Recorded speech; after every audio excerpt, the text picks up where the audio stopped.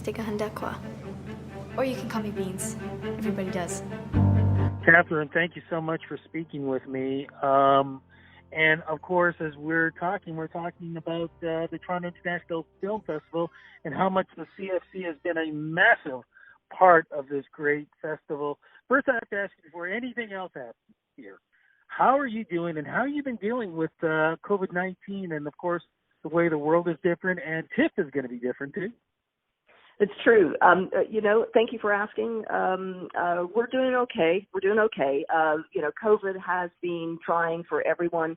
And I think coupled also with sort of social injustice and sort of what's happening in our world right now, I think it makes it even harder that we can't be in the same place all at once. So we're doing okay. And I think that, looking at innovative ways in which we can continue to do what we're doing, how we can reach out to talent, how we can work with talent at a distance until things begin to sort of settle a little bit more on the COVID side of things. So, yeah, and TIFF's going to be interesting. I think that they're doing some really innovative and daring things. Just want them to succeed. We just want them to succeed. Well, that's a definite. So, I mean, because it's such a world-renowned event, and the CFC has been a big part of this. For folks who don't know about the CFC, please explain what you guys actually do and have done over the years. Sure. Well, we were founded 30 years ago by acclaimed director Norman Jewison, whose films, if people don't know, are In the Heat of the Night, Soldier Story, Moonstruck, Fiddler on the Roof.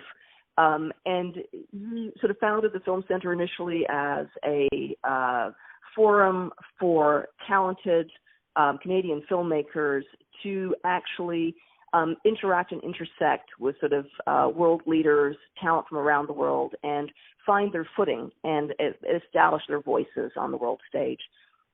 It's grown enormously over the last 30 years. What started exclusively just as a film program has now expanded. There's a TV division, a TV writing division with the Bell Media Primetime TV program.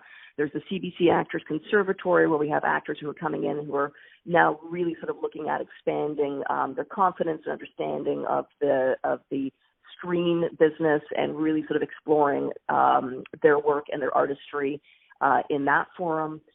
We have the Slate Family Music Lab, so for composers and songwriters who are also moving into the on-screen world. And on top of that, we also have a digital media division that's doing an awful lot of exciting work as it relates to accelerating content, where content creators and technology meet. How proud are you every year when you see the films, the music, short films, and knowing that so many people have gone through the CFC? I mean, I remember when just around the first couple of years when I got involved with TIFF, Clement Virgo was one of the directors who I got a chance to speak with. And, of course, he went through the CFC. And I remember Norman Jewison saying how proud he was of him and watching him grow. How proud are you when you see the actors, like I said, directors, filmmakers, everybody who have gone through the CFC and seeing their films being screened and being presented at TIFF? It's fantastic. It's a fantastic feeling to sort of see the talent who we've had some form of contact with. In some cases, we've maybe developed some of that content with them. In some cases, we've maybe even produced some of the content with them. But it's fantastic to see them being recognized and lauded on what is the world stage. I mean, that's what TIFF is. Even though it's based here in Toronto, we all know it's the Toronto International Film Festival. So it is fantastic to see our alumni recognized and their work recognized at that level. But what's also exciting is the intersection between our alumni from different years, from different disciplines. If you even look, for instance, at the series Trickster, Michelle Latimer's series, if you actually look at the alumni, our alumni who are involved with that, unfortunately, Michelle Latimer is not one of our alum, but if you look at the alumni involved with that particular series, there are producers and there's editors and there's composers, all from completely different years, from completely different programs. So we love to sort of see that because it's about community building, it's about that collaborative spirit, and it's about the crossover between all of these disciplines and artists and on different levels, different years, different programs. The other thing that CFC has championed over the years, even before it was even mentioned as it has been now, women being more prominent through CFC, people of color, CFC has been there for many, many years. Indigenous, the same thing. You guys have always championed every type of Canadian culture there is. Well, it's great to hear you sort of say that. I think that we can always do better, and I think that we're in a circumstance right now that we certainly feel as though we've not been as successful in not just sort of attracting, but genuinely supporting Indigenous storytellers through our doors. A few have come through, and we are all the richer for the experience we've had for them and from the learning of working with them. But we can do absolutely better, and we are going to be doing better. In terms of sort of, the talent who've come through our doors, since, if you go back to Clement with Rude, for instance, and you look at how important it was for them at that time to actually pull together an entire crew and cast that were POC, that was incredibly important to them, and they did it. And they did that like 20 years ago. I can't even believe it's almost like 20 years ago now that they did that. And I think that the spirit that Damon and Karen King and Clement approached the making of that film and the holding up and pulling up of community was incredibly important. And I think it's something that while we're all being challenged, and as we should be, and called on these days to do much better and to be much smarter and to be so much more transparent, I think that we are we celebrate that spirit, and it's something that we look to, we're aspiring to continue on that kind of community building and the elevating of one generation with another. Well, that celebration continues, of course, in 2020. What are some of the films that the alumni from CFC are involved with? What films can we look forward to?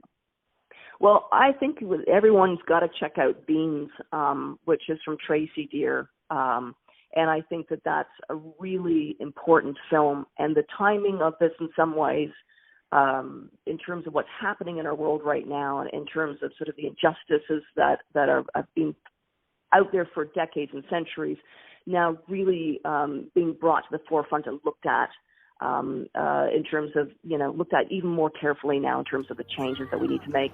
I think that's a really exciting and important film.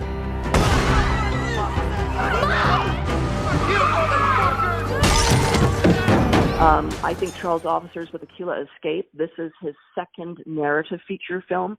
It's, and I think that it's an extremely provocative story.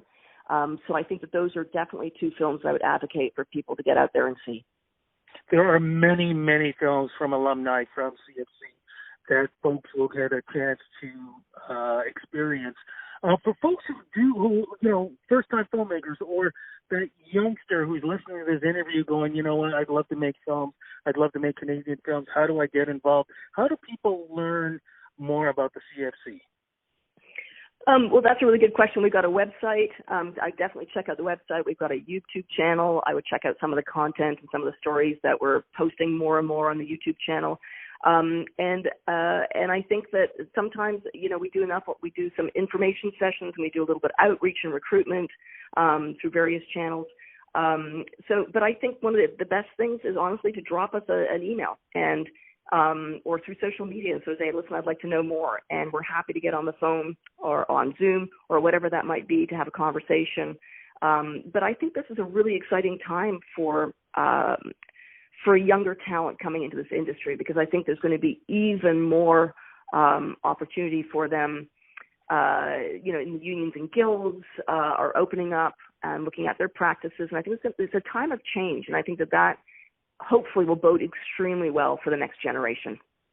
I absolutely agree with you. When I look at what's been going on for the last 20 and 30 years, Canadian filmmakers are incredible stories. Just sitting back and watching what you see on the big screen, absolutely amazing. I have one more quick question, and this one's a personal one. Do we know yet if the barbecues can be happening this year or not? No, the barbecue is definitely the idea of bringing together 1,500 to 2,000 people, even though it would be outside, unfortunately, is definitely off the table. But we're looking forward to figuring out how to what do events and what do those sort of important community building events need to look like as we move forward and grapple with this crazy thing called COVID. But may I ask you one thing, Rudy? Yes, please.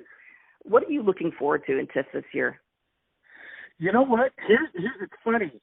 Not so much as the filmmaking. I'm actually looking forward to how this whole thing is going to be organized because of COVID-19 and all the events that I usually deal with every year has all gone basically on virtual performances and virtual screening. I'm interested in seeing how TIFF is organizing bringing people together and also virtual. So that's the thing I'm really looking forward to. Yeah. And I think that from what I've been reading and what I've been seeing, I think the Toronto International Film Festival is going to be able to set a standard for other film festivals to follow. I agree. I totally agree. And I think there's also something really interesting about having fewer films and it being virtually and a little bit more accessible, perhaps, for so many now to watch these films, that those, even though there's fewer films, which means less filmmakers are having an opportunity to be seen internationally. But I think because there's less films, hopefully those films and filmmakers will reach an even larger audience, which I think is an upside of this. There's got to be some upside, right, Rudy? Absolutely. And also, to promoting more of our Canadian films, which is so important, too. Absolutely. So that's an amazing thing. This has been an amazing interview. Thanks so much for making time to speak with me. Congratulations to yourself and the CFC for everything you guys have done over the years and what you've done for me personally, because there have been a lot of times when I've gone to that barbecue when I haven't had a chance to get that one interview somewhere else, I got it at the barbecue. So I want to say thank you so much for that. Well, we look forward to creating some kind of an equally productive forum for you to engage with whoever it is you want to engage with down the line. Always looking forward to it. Thank you so much. All right. Stay safe and definitely talk soon. Okay. Thank you so much, Rudy. You too. Bye-bye.